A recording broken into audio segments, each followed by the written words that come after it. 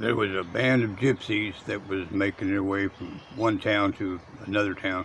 When they came across a stream, they crossed the stream, and on the other side they decided to make camp. This little caravan his name was Django. He pulled a chair out of the wagon, set it down underneath the shade tree, and then he called Ivan. Ivan was a young and energetic young man who would go and get whatever he wanted. Ivan, would you go down to the water and get me a glass of water, please? I'm very thirsty. Yes, sir, replied Ivan, and he scrounged up a cup and headed to the water's edge.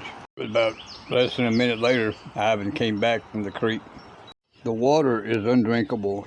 We crossed the stream and the horses and the wagons, and the water's just too muddy. I can't give you a glass of that water. It just can't be drinkable. Django told him, well, that's okay. Well, let's get these wagons unloaded and get the evening meal ready and get it started. It was about 30 minutes later when old man Django called for his grandson. Ivan came running. Yes, sir, here I am. Django bolted up. I need a glass of water. Would you please go get me a glass of water from the creek?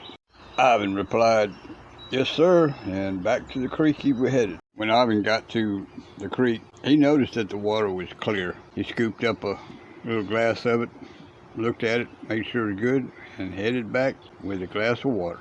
Here you go, Grandpa. A clear, good glass of water, just for you.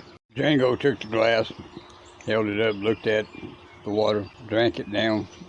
Thank you, Ivan. Django looked at Ivan and said, what can we learn from this experience? Young Ivan thought for a moment, and then he said, well, I know we don't drink water after we cross the creek. Well, that is certainly a valuable lesson, old man Django said.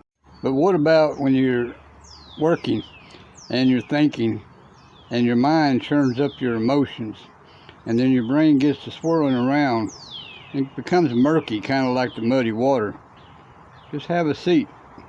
Calm down, just like the water, until your mind becomes clear.